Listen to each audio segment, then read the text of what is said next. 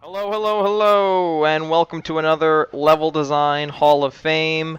I'm here today with, again, one of my favorite games of all time, a common trend on this series, Sly 2. The Sly Cooper games are arguably my favorite game series, or is my favorite game series of all time. I don't know why I pluralized that. And super unappreciated, super underrated. Cannot believe they're making a movie out of it. Murray looks like crap, but I don't want to get into that right now. I want to talk about this level, the Iron Horse level set in Canada. Sly 2 had amazing open world levels, and the first game was very platform heavy, very linear, which was not bad.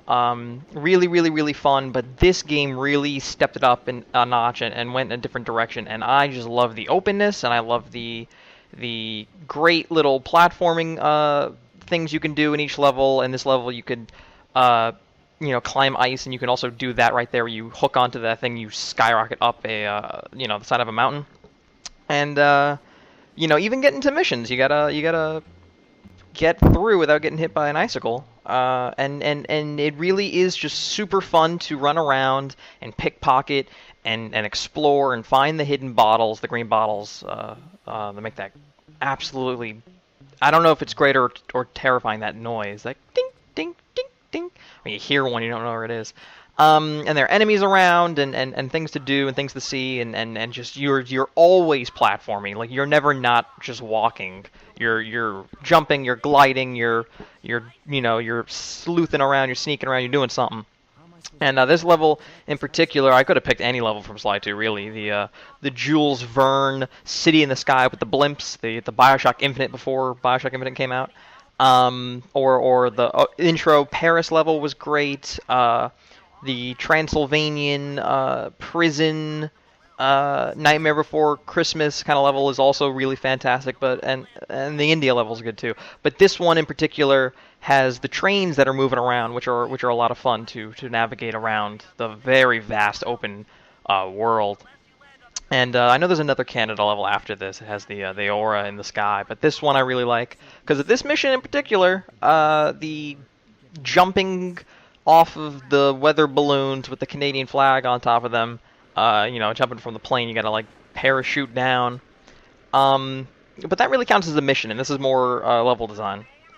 And for me, it's really tough because I can only pick so many games. Like there are just certain genres of games that I cannot talk about level design. You can't talk about puzzle games. You can't really talk about fighting games. You can't talk about MOBAs because they're more or less just the same kind of map. I guess maybe I could do an episode on that. There's just certain games I can't do, so that really kind of limits my options. And it's usually the go-to is an action adventure game like an RE4, or a multiplayer map like something from Halo 2, or what I've really been kind of sticking to is things with puzzles and platformers. Oh, don't get the jump. There you go. Good. Um, yeah, shout outs to whoever's playing this. There's an AP at the bottom. I don't know where I got this from, but I just pick and choose random stuff from YouTube. Sorry, GG's, props to whoever did this gameplay. But I adore the Sly Cooper series, and one of the reasons is really because of the really kooky, cartoony, interesting levels and worlds they put you in. It's true to life, so it's real countries, it's real places with real animals from those countries. And I was thinking about doing one of the levels from Sly 3 that I think is absolutely fantastic, which is the pirate level.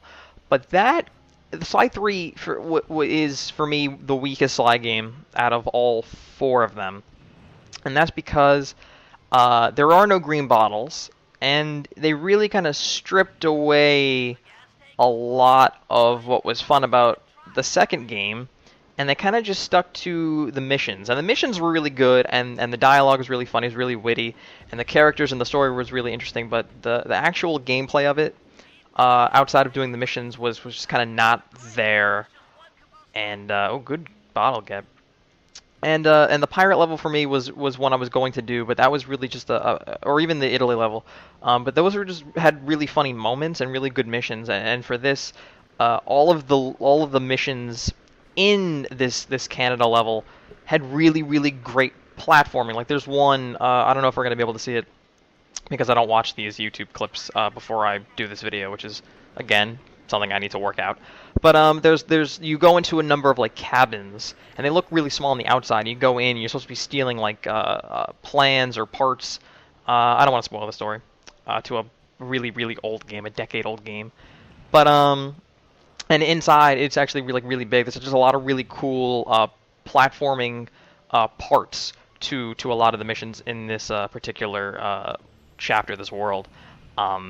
And it's really good platforming that really kind of it teaches you how to move up with the difficulty curve. What I really like about Sly games is they'll teach you one concept, they'll teach you one skill, and then they'll give it to you later on plus one extra thing. So they'll keep kind of giving you like an extra thing on top of it. They'll kind of keep it layering. So like you'll learn how to jump and hook on something, and then you'll have to learn to jump and hook over a trap, and then you'll have to learn to jump over a trap with an enemy nearby. So you got to time it right. And so they'll kind of like keep adding on things that you already know to help you get better at the game. God, I love those green bottles. And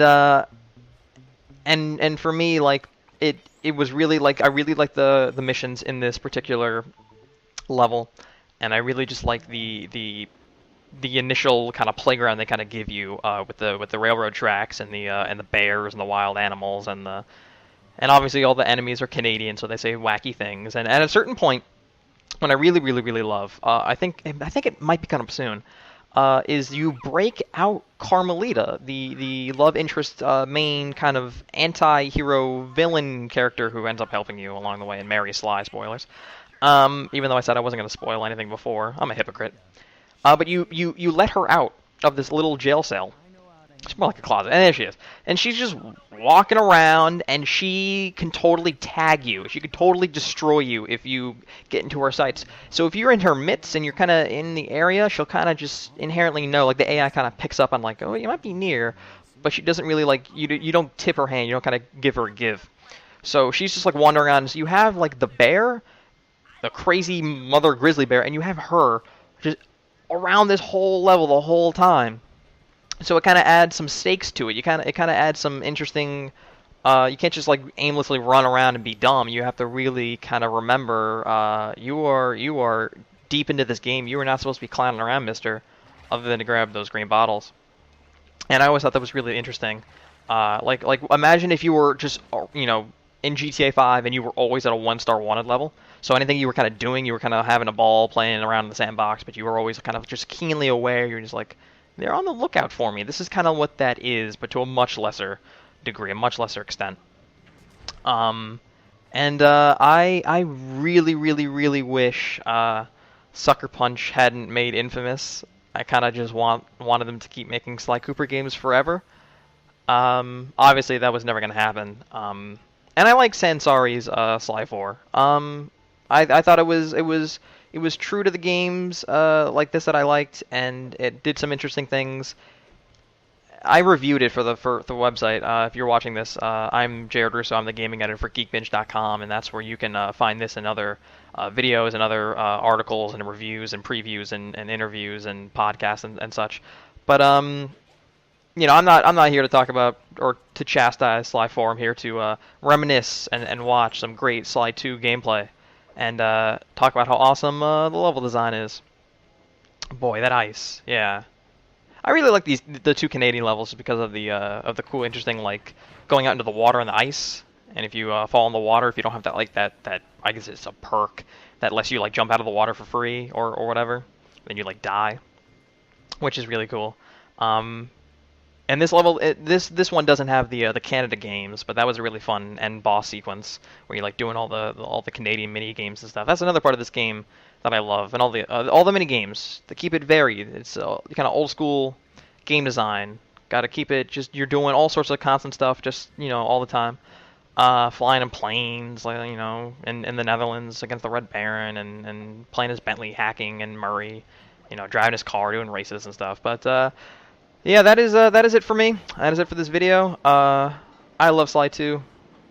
God damn this game. This is one of my favorite games ever. And yeah, you slide two. This level inducted into the Level Design Hall of Fame. You have any levels you want me to cover? Comment. Let me know. I will get to that as soon as I can. But I'm out. So thanks for watching. Hey, criminal, you doing okay in there? I know it's tight, but you won't get shocked if you hold still.